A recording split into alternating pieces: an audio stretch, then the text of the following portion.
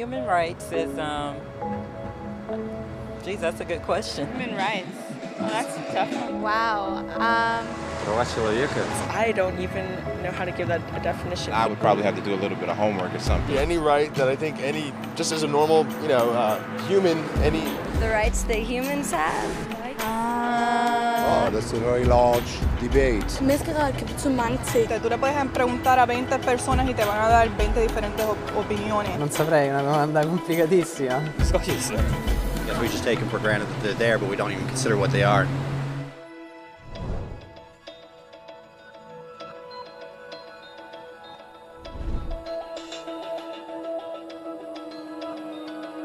Human rights are the rights you have simply because you're human. It's how you instinctively expect and deserve to be treated as a person, like the right to live freely, to speak your mind, and to be treated as an equal. There are many kinds of rights. Most apply to a certain group. But human rights are the only ones that apply to absolutely everyone, everywhere. That means kids, old people, poor people, basketball players, garbage men, rappers, teachers, Africans, Indians, Albanians, Christians, Muslims, Kabbalists, atheists, your mom, your dad, your next door neighbor, and you all have the exact same human rights. In other words, they're universal. But the question remains, what are they? Name the human rights? What the human rights are? The right to live. Equality between all peoples. Right to religion, the right to... Is there supposed to be a list somewhere I should be aware of? According to the United Nations, there are a total of 30 human rights, which are usually lumped together and called simply human rights.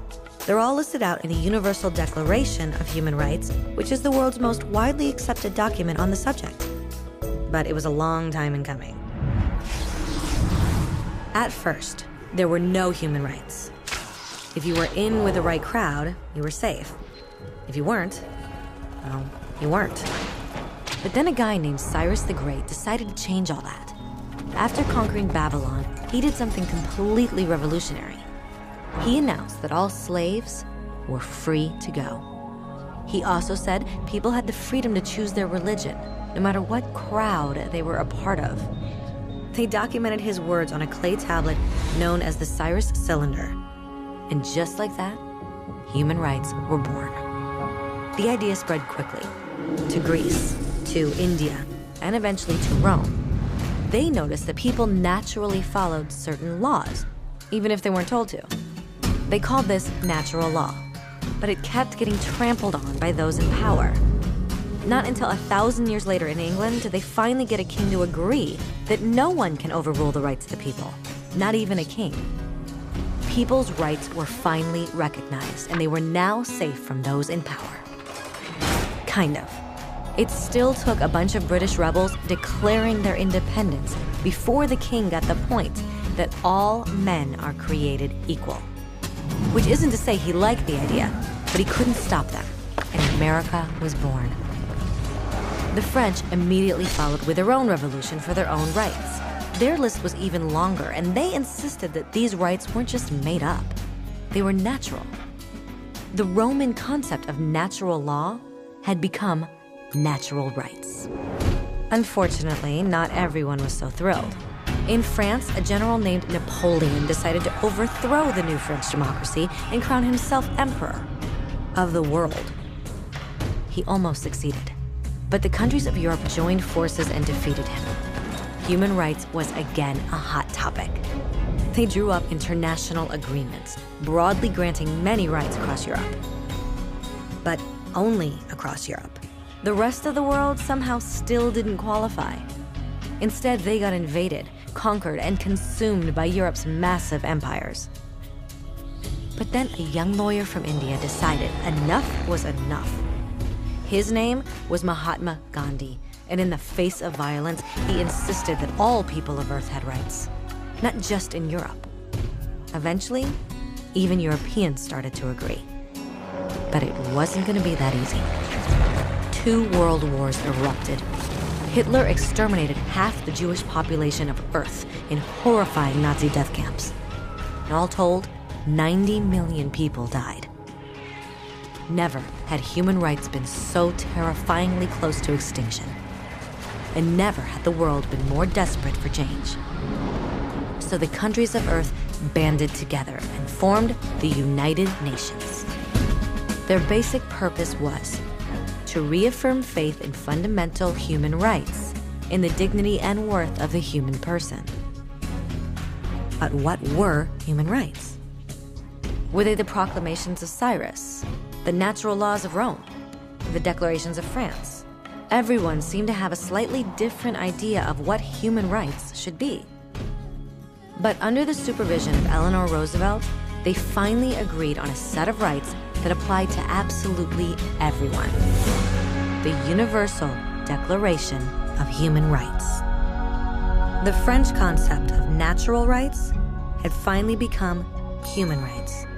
So, in summary, at first, only a few lucky people had any rights, until one of those guys decided, hey, other people should have some rights too, which was great, except not everyone agreed. And it only took a few thousand years of fighting and declarations and more fighting until everyone finally agreed that human rights should apply to everyone.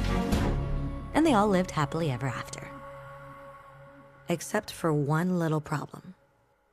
If people have the right to food and shelter, why are 16,000 children dying of starvation every day? 1 every 5 seconds. People have speech. Why are thousands in prison for speaking their minds?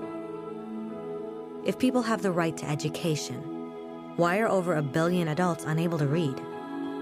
If slavery has truly been abolished, why are 27 million people still enslaved today?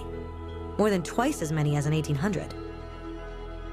The fact is, when it was signed, the Universal Declaration of Human Rights did not have the force of law.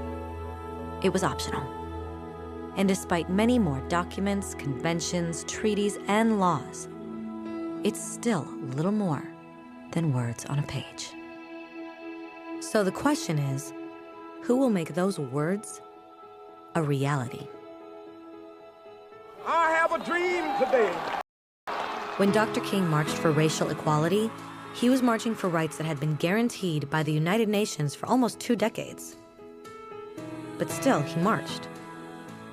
When Nelson Mandela stood up for social justice in the 1990s, his country had already agreed to abolish such discrimination for almost 40 years. But still, he fought. Those who fight today against torture, poverty, and discrimination are not giants or superheroes. They're people. Kids, mothers, fathers, teachers. Free-thinking individuals who refuse to be silent. Who realize that human rights are not a history lesson. They're not words on a page. They're not speeches or commercials or PR campaigns. They are the choices we make every day as human beings. They are the responsibility we all share to respect each other, to help each other, and to protect those in need. As Eleanor Roosevelt said, where, after all, do universal human rights begin? In small places close to home. So close and so small that they cannot be seen on maps of the world. Yet they are the world of the individual person, the neighborhood he lives in, the school or college he attends, the factory, farm, or office where he works. Such are the places where every man, woman, and child seeks equal justice, equal opportunity, equal dignity without discrimination. Unless these rights have meaning there, they have little meaning anywhere.